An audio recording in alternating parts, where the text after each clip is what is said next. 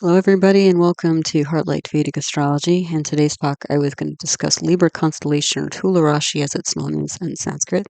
This talk is from a Vedic astrology or Jyotish perspective, so ancient Indian astrology that's more than 5,000 years old. And I just wanted to thank everybody for all the support of my work in the channel. So, just by stopping by, listening to my talks, it's always helpful, and people who are liking and subscribing and posting comments and sending in donations, all of it's very much appreciated. So, thank you for all of that. Yeah, if you're new to Vedic astrology, Jyotish are my videos. All my teaching videos on the subject are my concepts playlist. They can be found there. Wherever you see a double asterisk in one of my talks, that means there's a teaching video on that topic if you'd like to learn more. Also, my channel is all about playlists so that videos on different topic areas are easy to find. So, like, I have a constellations Rashi's playlist, planets Graha's playlist, houses Bava's playlist, and there are others. Also, if you like to learn astrology by looking at famous birth charts, you can check out my birth chart archive list 2024 video, which I'll be updating soon. But in that video, I have a list of a lot of the famous birth charts I've analyzed on the channel. In the video, you can find them in.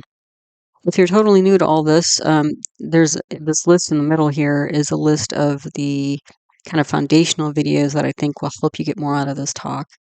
So north, south, east Indian style charts and north, south, and east Indian style charts. I do cover Western style charts in that as well. Introduction to navigating a birth chart. The lagna, also known as the ascendant, rising sign, first house. Introduction to the constellations and Rashis, constellation and Rashi categories. Exaltation, debilitation, or Ucha Nicha. Planet, friends, and enemies, Mitra, Shatru, and then symbolism of Venus, because we're talking about Libra today, which Venus rules Libra. And if you usually are following along, but maybe you missed the last few teaching videos, the last few teaching videos were Virgo constellation or Kanya Rashi, days of the week or Var, and then spiritual combination, Shrikant, Srinath, and Virenchi yogas. Okay, so just a couple words about a constellations or Rashis generally. So constellation is very specific, and it means that a constellation is a kind of a pattern of stars, but fixed stars, so stars you can actually see with your eyes. Constellation and signs are not exactly the same. So when you talk about signs in Western astrology, that's a different concept. The reason why is that you can see this diagram here. There's the sun in the middle and the earth traveling around. And then there's this band of constellations or the zodiac, traveling around both the sun and the earth. Okay. So this kind of parade of constellations, it moves basically a complete 360 degrees, almost in the same time as the solar revolution. Okay. However, every year there's like less than a degree difference between the path of the sun and how fast the sun is moving and then how fast the zodiac is moving. So every year there's a bit of a slippage, again, less than a degree. And, thousands of years ago, they were lined up, but now there's about a 27.5 degree difference between what Vedic astrology would say is Scorpio constellation and what Western astrology would say is Scorpio sign. And that's why you have differences. Like if somebody says they're a Scorpio in Western astrology, what they mean specifically is that their sun is in Scorpio. But since each sign is about 30 degrees and you have about a 26.5 degree difference between signs, most of the time when your sun is in Scorpio in the Western system, most of the time it'll be in the constellation before it in Libra when you translate your Western chart to a Vedic chart. Okay. So that's one of the big differences between Vedic astrology and Western astrology. The other thing to know about constellations is that planets are more influential than constellations. So constellations you can kind of think of it as like the backdrop of like a movie or a play, and the planets are more like the actors on the stage. Okay, not that the stage is not important, right? I mean, the way that you decorate the stage and set up the stage and all this kind of stuff can be, really supportive of the actors and what they're doing, or can detract as well, right? So kind of a similar concept here. Okay, so Libra Constellation, Tula Rashi. So I did mention this is ruled by Venus. Okay, so you got to be really good about your knowing your symbolism of Venus and all the things it represents. Venus is known as Shukra in Sanskrit. It's also what we call a Rajasic Graha. Graha means planet, and Rajasic means active. Okay, so it's an active planet. Venus on its own is a planet, has what we call a Vata Kapha type of uh, energy. Okay, so this is related to Ayurveda, traditional Indian medicine. Vata loosely translates as wind, which is very active and moving. And Kapha is usually very like rounded. Okay, so it has this kind of wind, earth, or moving, grounded energy, dual energy. Okay, as a planet, not the sun, not the constellation. Okay. But Venus, because of the things it represents, like diplomacy and social grace and pleasure, advisement, art and beauty and luxury, um, because of these things, this particular sign is related to how do you create value and a luxurious life related to these things. Okay. Libra is a movable air sign or chara vayu. So that means there's going to be a lot of active thought. Okay, that's the orientation of this person. So this person is always trying to think about, or not even trying to think, is always thinking about like how do you create more value and kind of sensory, sensual experiences and social experiences and things like that for the most part. Okay. Um, let me see. Oh, hold on one second. Okay, so I just needed to fix something, but so not only is Venus a Rajasic planet, meaning it's an active, more kind of goal-oriented planet, but the sign of Libra is also a Rajasic Rashi or constellation, so it's also so you're doubling up here on this kind of active nature, but also like active again in terms of creating mundane wealth and mundane goals and that sort of thing. Okay. Um, as a constellation, there's more of an orientation towards like minerals and insentient, items, basically like, stones and that sort of thing. The symbol of Libra in Vedic astrology is a person holding scales. Now, in Western astrology, these scales are the scales of justice, but in Western or Vedic astrology, these are the scales of the marketplace. So there tends to be a business orientation for Librans, especially because already of what I've been talking about, like their mind is constantly churning in terms of like how do they create value, in terms of building up these things like a luxurious life and pleasure and social connections and art, beauty, that sort of thing. Libra is the exaltation sign for Saturn, and it's the debilitation sign for Sun. Okay. And there are three nakshatras, or mostly three nakshatras in Libra constellation. The first one is Chitra. There's only one pada. So padas, each nakshatra is divided into four padas or feet. So these are four similar or identical measurements within each nakshatra. If you're not familiar with nakshatras, nakshatras are lunar mansions. So there are about 27 of these, and every night the moon passes through a different one. And each nakshatra is associated with a different energy. Okay. So again, the three partial, nakshatras in Libra are Chitra, one out of four padas, so 1/4 of the nakshatra is in Libra. Then Swati, all of Swati is in Libra, and then Vishaka, 3 out of 4 padas are in Vishaka. Now Chitra, each of these has quite different energies. Okay, so Chitra is symbolized by a gemstone, like a cut gemstone. So there's architecture involved, but there's also like wealth, which is symbolized by that nakshatra. So somebody who's like, again, involved in structure and building wealth and building beautiful things, right? Which is not, again, in conflict with what we mentioned, what I've been mentioning so far. Then Swati is symbolized by new grown grass blowing in the wind. So this one's a little different. Swati, when I find people with really important Swati placements or strongest Swati placements, they tend to be very nervous, like almost visibly nervous. They tend towards a lot of anxiety.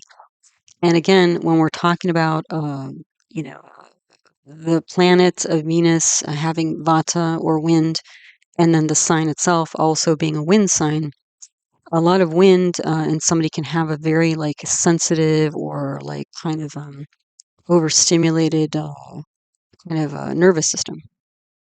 Okay, and so they can tend towards anxiety. Okay.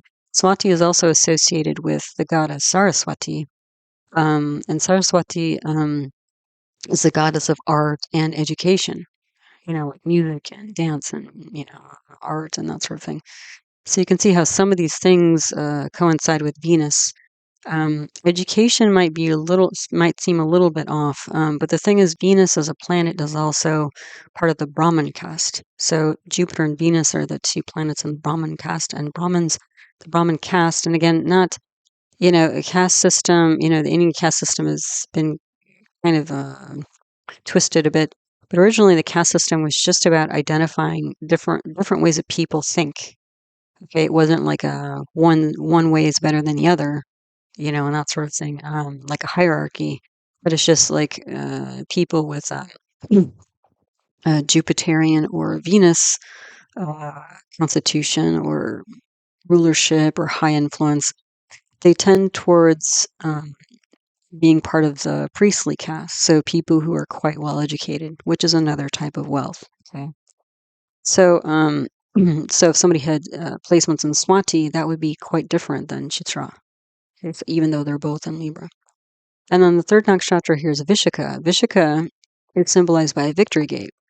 The thing with Vishaka, though, is it's pretty hardcore. Like it's like a victory at all costs. Okay, this can be like just a really not so diplomatic, like the opposite of diplomacy here. And and so it's kind of this might bring in the notion of ethics potentially. But again, when somebody has very strong goals in the mundane world of winning, that could be more of the kind of vibe of some Librans in the Vedic system.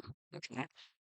So, and there are other victory nakshatras, like the next nakshatra after Vishaka is Anuradha, but Anuradha is victory through forming alliances and, relationships and things like that. It's like, one for all and all for one, Three Musketeers type, we all work together to win together, right?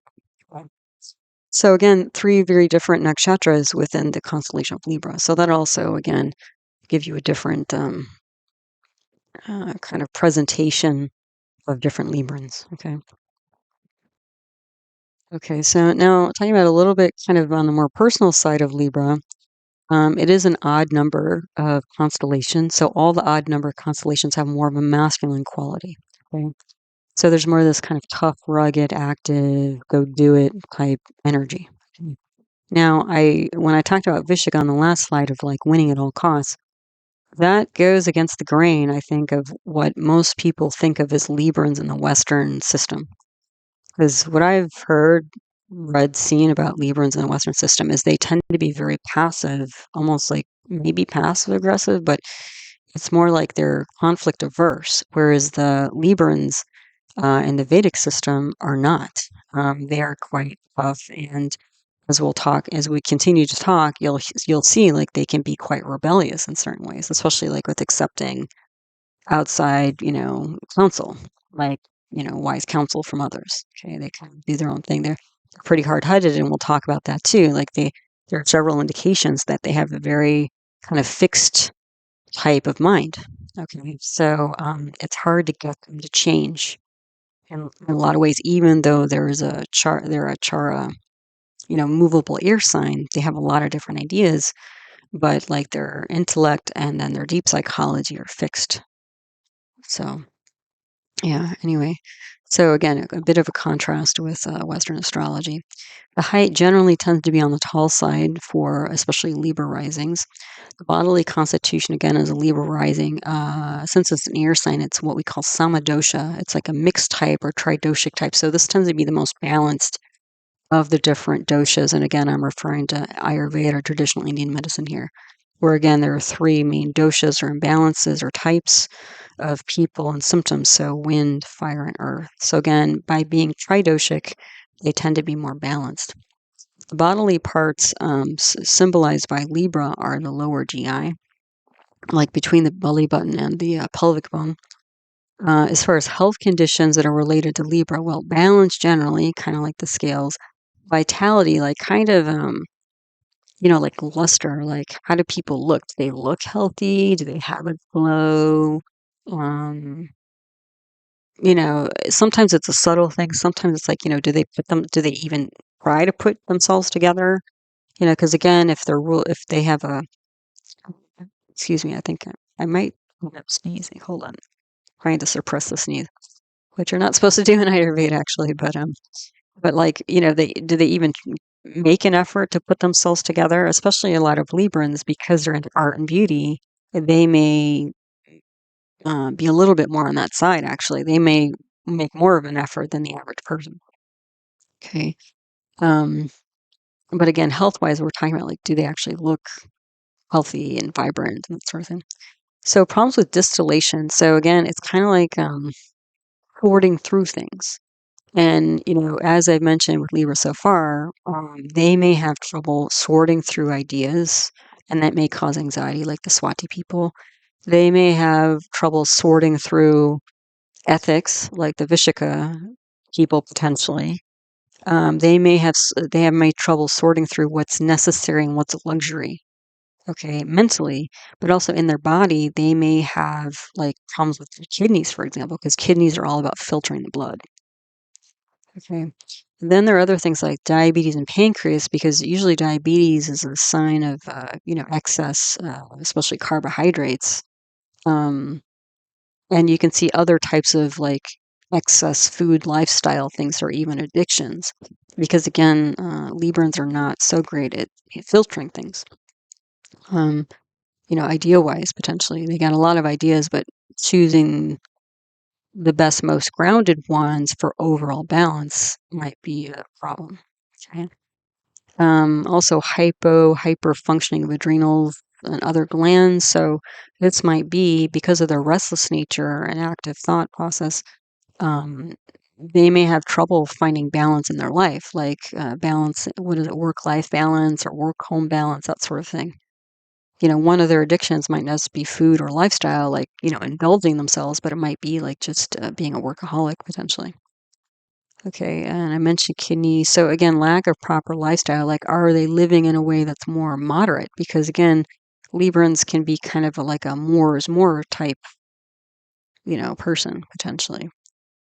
Usually they're not going to be like minimalist, like maybe, which is probably more of like a mercurial type thing, like a Virgos probably are much more organized and structured like that. Okay, so then I have on here fruitful and barren. This refers to children. Now, it doesn't mean that Libras will never have children, but they may be less likely to have children because they're an air sign, and also because their fifth house related to children is ruled by Saturn, and Saturn is not a planet that generally is suggestive of children. The other thing is that they might just be really into their, luxurious lifestyle that they want to build, or they might just be so into their work that, having children is going to hold them back on one of those levels or both. Okay, on this slide we have Libra or Tula as the lagna, so the rising sign, and the lagna is a Sanskrit name, but ascendant, rising sign, first house, these are all different names for the same thing. You can see the diagram on the right here. This is a North Indian style chart. That diamond, top diamond in the middle that's colored in like whether orange or peach or something yellow, I don't know what color that is. That's the lagna. Again, ascendant, rising sign, first house. That's the constellation that's rising in east as somebody's born. Okay. And that little 7 in the bottom corner, that refers to the 7th zodiac sign or constellation of Libra. So when you have that little 7 in the bottom corner in North Indian style chart, that means this is a Libra rising chart. So if you go through house by house, and again, this is just a first general pass. If you know nothing else about somebody except that in the Vedic system there are Libra, Tula, lagna, rising sign, then some of these things may be true. Not always. But you might think, well, let's see, let's see if this is actually true for this person or not. Okay. So the Lugnatia generally, like I've kind of talked about it a little bit, like this is somebody who might be more kind of fashionable, or at least spend more effort putting themselves together, because again, in some ways that's a display of wealth or art or beauty. Okay. Also, they're going to be an idea person, especially related to business matters. Their method of influence for other people, especially because it's Venus, is more of like an attraction, seduction type method, more than like Mercury, which would be more of like a, creating interesting thoughts or intriguing thoughts, like that realm. Okay. Also, they can be sensual because that's what they're, again, the planet Venus is all about sensual experiences. And again, because of their Rajasic nature, they're very active and potentially restless, even maybe anxious, especially if, they have important placements in Swati, like maybe their lagnas specifically in Swati. Okay. So then the second house for a Libra rising and the seventh house are both owned by Mars. The seventh house relates to family, and the seventh house relates to spouse. So, because this is ruled by the same planet, Librans may have a more likelihood of actually being married or having a family. But it really depends on Mars because Mars is going to have a double influence over the second house and the seventh house. So if Mars is well placed and in strong condition, even more likely, potentially, again, depending on the other planets as well. So, excuse me, that Librans will get married or have a family. Okay, but if Mars is toast, if Mars is combust or debilitated or in a negative house and yada, yada, yada, then that means there's going to be even less likelihood because Mars is influencing both the second and seventh houses. Yeah. So the other thing is that Librans are more likely to get married simply because the seventh house, Libra is the seventh house of the natural zodiac. And that's where you take the first constellation of Aries and put it in the first house of a chart. And that natural zodiac is basically a horoscope for the whole world. So Libra is the natural zodiac constellation for a spouse. So that's also why. Okay. Then the third and sixth houses are ruled by Jupiter. Jupiter's an enemy for Venus. And the third house and the sixth house are also what we call dushtanas, or negative houses. Okay. So what that means is Jupiter does not perform really well for Libran, and Jupiter's the great benefic, but it's it symbolizes things like judgment and wisdom and generosity and that sort of thing. So that's why Librans may not accept wise counsel from other people. They might seem quite headstrong, or you might consider that like their judgment's clouded because this planet in general isn't going to work well for them. Okay. Then the fourth and fifth houses are ruled by Saturn. Um, and let's see, Saturn is exalted in Libra. So Saturn works pretty well. And let me see, it's not a friend sign for Venus, but it is a neutral sign for Venus. So the fourth house is related to masses, and the fifth house is related to a formation of like especially government bodies and that sort of thing. So and we'll talk about the ninth house as well, but this might be Librans might have an interest in politics, but less so children, because again Saturn doesn't indicate children so much, but Saturn does indicate like a bureaucracy. Okay. The other thing is the fifth house, again, is ruled by Aquarius in a Libran chart, and Aquarius is a fixed air sign. So, and the fifth house relates to intellect.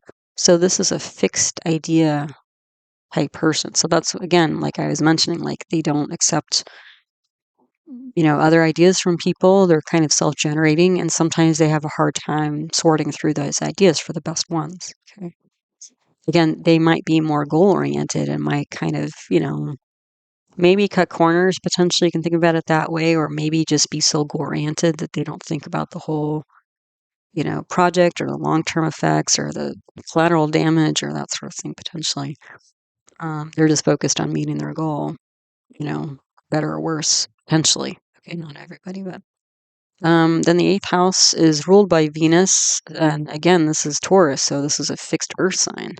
So fixed in their mindset, because the eighth house rules is symbolized by deep psychology. But Taurus is also, because it's ruled by Venus, is another sign that's really oriented towards luxury and art and beauty. but it's also an earth sign. So it's like about literally like seeing these things in the real world. Okay, then the ninth and 12th houses are ruled by Mercury, which is a friend to Venus. So again, ninth house is worked pretty well for Venus.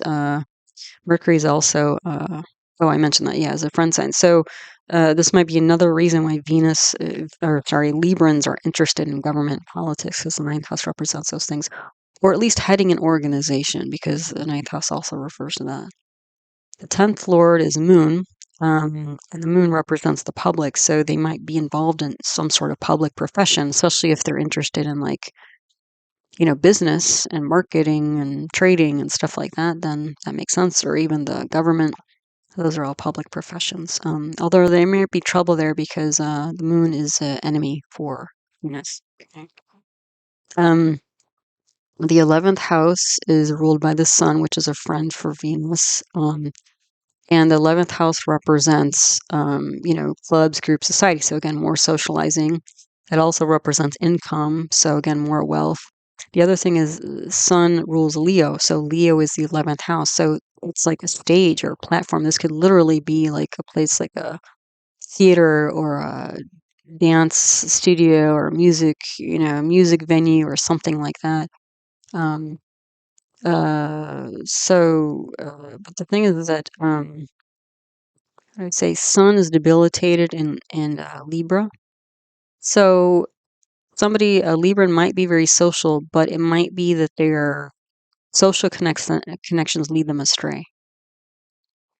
Okay, they might be high level, they might be like showy, because that's Leo energy, but there might be some dicey folks in there who kind of lead Libra down the wrong path, because again, they're not so open to Jupiterian wise counsel. Okay. And they might be too, again, goal oriented, so to speak, or too focused on the mundane world, and mundane luxuries and stuff like that. So the 12th house, I did mention it's ruled by Mercury, which is a friend sign. But the thing is, the 12th house here, that's Virgo, and Venus is debilitated in Virgo. So the 12th house, because that doesn't work so well for Librans, is that the 12th house represents like losses and expenditures. Librans may have a hard time controlling their money, their expenditures. They may waste resources. Also, the 12th house relates to sexual intercourse, so there might be some not so great sexual escapades involved here. Not always, but there's a possibility there. The other thing is the 12th house represents like trouble abroad in isolated places. So there could be trouble with those sorts of places generally for Librans. Yeah. So then I have here at the end is that at the end of the slide, two different Shastra, classical text, and Vedic astrology, and just listing what they say about Libra as a rising sign specifically. The first one is the Brihat Parashara Hora, chapter 4. This is the older text. And then the second one is the Phaladipika, chapter 9, which is the newer text. So just to see, if they confirm with, again, the more, I guess, the more modern version I received in my training, how close or not they are. So the Brihat Parashara Hora, so a head rising, I don't think we've talked about that yet, but we will, but it is a head rising constellation, meaning that the top of the constellation rises first, as opposed to the bottom of the constellation rises first in the east. This is considered an auspicious type of energy. Strong in the day, I'm not really sure why, because Venus is like one of the bride's planets. So actually, Venus is usually considered stronger in the day, almost like the moon. So I'm not sure about that. Black complexion, I really don't know about that. It seems almost the, reverse of what I've always learned about Venus, and Venus being very beautiful and usually related to the color white, even. And I'm not talking about like, different racial complexions or whatever. This is like a kind of a cast or hue, like a gray, blackish, grayish hue, which is like in contrast to like a sun or Martian complexion, which tends to be more Pitta or fiery orchid. So like Sun and Mars rising people tend to be more like reddish in complexion. So this is a question mark for me. Rajasic, again, that's an indication of being active or restless even. Resides in the west. West direction is associated with Libra because it's an air sign. Wanders. So again, this is an act. You have to be active if you're wandering. You have to be restless if you're wandering all the time. Violent, again, this is like, this is not the shrinking violet Libra of Western astrology. This is a fairly, aggressive person, especially if, they've got placements in Vishaka. I mean, that's no joke. Vishaka people can be quite harsh, aggressive. Um, Shudra, this was a question mark for me too, because again, Shudra is like a service manual labor type of caste. And I've always heard of Venus as like more of a either Brahmin, so again, educated priestly class, or merchant class. So that was kind of confusing to me. Also, medium-sized body, that's different than the tall that I've listed before. Also, they have listed here biped, meaning humans. And that's true because Jupiter and Venus um, are the planets that indicate humans. Okay. Then from the Phaladipika, it says, we'll revere the gods and Brahmin. So here we go. Here's the Brahmin kind of indication of Venus. I think especially if somebody has, placements in either Chitra, it depends on the planet though, or Swati, somebody might have more education. Even if it's like an arts education, not necessarily like a 4-year college, but like training in the arts or something like that. Active, so again, that's consistent. Lean, thin, tall body. Okay, so that goes with what I mentioned before. Deft in trading. Okay, so yeah, I mean, merchants, merchant thoughts, good at business. Patient, I don't know, maybe not. I think it depends on the person. I don't know if I would say that's a generalizable feature for Librans, but intent on being first. So again, especially if they're got placements in Vesica, I would say that's probably true. Often have two names. This seems completely random to me. I have no idea why. Maybe balance the scales too. Maybe there's some level of duality here, kind of like I don't think it's as dual as like, the Mercury, what are the Mercury signs or the Jupiterian signs. So Gemini, Virgo, Sag, and Sagittarius, and Pisces. I mean, those are known dual signs. But there may be a little bit just because of the scales, the scale symbol. Two children, well, that's fairly consistent with what I've been talking about. Fond of wandering, again, active or restless. Brave. Brave and merciless. Well, impartial in arguments. Again, that might be some balance. Brave and merciless, I mean, again, that's the opposite of the Western notion of Libra. But this gets into potentially brave might be the fact that this is an odd numbered constellation and it has more of a masculine quality. And merciless, I think, especially if it's, again, placements in Vishaka, that would be more likely to be true. So, yeah. Okay, so now here we have more of the kind of environmental indications for Libra Tula. So, not just in the lagna rising sign, but wherever Tula is, in your chart, first house, third house, whatever. This might give some indications of that particular place that's related to that house. So the method of rising I mentioned for Tula is head rising or Shirshadaya. That basically is an auspicious energy. So if you have benefic planets like Venus or Jupiter, even though Jupiter again can be problematic for Librans, in Libra, that will bring out more of the auspicious energy of those natural benefic planets. Or if you have a full moon, or if you have a Mercury, because Mercury will also have Digbala directional strength if it's in the lagna, especially. The direction associated with Libra is the west because it's an air sign, and the elements is air. I've been talking about that. So again, places like what are Libran type places? So any place that's like a busy town or marketplace, like I showed on previous slides, a spice market, exotic spice market. Exotic spices in and of themselves are very Venusian, but especially when you're, uh, making your place look nice and it's all organized and maybe you've got some music going and you've got the smells going. It's like just walking through the place is like a whole experience. So different sorts of shops. I mean, the mall, any kind of mall would be very Libran. Places frequented by merchants and consumers, like trade shows, for example. Public places and buildings, so where you can actually interact with other humans. Okay, which is potentially different than Gemini. Because I've mentioned with Gemini can be related to like places that are crossroads for people, like a railroad station or something where you're interacting, where there's a lot of people, but it's more like there's some commerce that happens there and you can interact with people, but it's more about traveling and people are kind of in their own little bubble. Or like Mercury would be like Gemini place would be like a school or libraries, where it's more about information rather than like sensory functions. You know what I mean? Also, it says here linen closets. Closets you might recognize from like the Taurus list. It's on the Taurus list because Taurus is a Tamasic uh, constellation where there's not a lot of movement. So storage is going to be related to Taurus and also places of abundance. But Taurus is kind of more associated with natural abundance, like, fields and agriculture and stuff like that. It can be, man-made as well. But when we're talking about linen closets, if you have a closet just for your linens, I mean, that's already telling you have extra stuff, right? Excessive funds to have numerous bed sheets or whatever. And just having bed sheets is a luxury for many people. Some people just sleep on the floor without any mattress or covering or anything like that.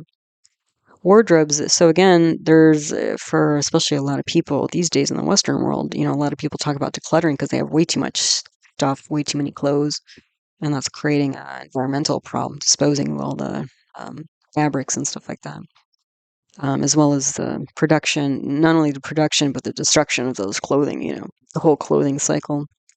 So wardrobes, because especially we're talking about, again, clothing, the way you present yourself, art, beauty, blah, blah, blah. A very Libran place potentially, unless, again, you're a minimalist and run the complete opposite direction. Western wall of any building, high level places. And again, any places related to kind of pleasure and fun, because that's, Venus there. So again, if you want to sort of generalize these sorts of places, what's the commonality here? Places of human interaction, but especially like more social places rather than like just people packed in together, like a railroad station potentially. Also wealth and sensory experiences. So that's why I have a picture here of like this is supposed to be a nightclub. And you can see like we've got the extra lights and we've got the display here of this woman, and she's got her makeup on, that's all Venusian stuff. And then, all the dancing and the music, that's all Venus. These people are interacting. We've probably got a bar, bars, several bars in here. So the, exotic liquors and drinks and stuff like that's all Venusian stuff. Um, a certain level of, sensuality, sexuality, people dancing and all this kind of stuff. So yeah, this is kind of the vibe of Libra. Again, not everybody, but as a first pass when you're looking at charts, this is kind of stuff that might come to mind. And then when you look at somebody's specific chart, you're like, are these ideas more likely or less likely given the placements and conditions of all the planets? Yeah. Okay, so as always, thanks so much for stopping by, listening to one of my talks. Again, all of my teaching videos on the subject of Vedic astrology are my concept playlist. They can be found there. For famous birth charts, you can check out my birth chart archive list 2024 video until I get the 2025 version out, hopefully soon in the next few weeks. I do offer personal birth chart readings if that's interesting to you. You can email heartlight@yahoo.com for more info on that. I do have another YouTube channel on natural medicine where I discuss Ayurveda, traditional Indian medicine, and yoga, so other Vedic arts, as well as other paradigms of medicine like homeopathy, naturopathic medicine, and the name of that channel is Nature Source Care, so that's out there too as a resource for you. All right, so as always, I hope you found this talk helpful, useful, and interesting to you as you learn to navigate the energy cycles of your own life. All right, so until the next one, take good care. Namaste.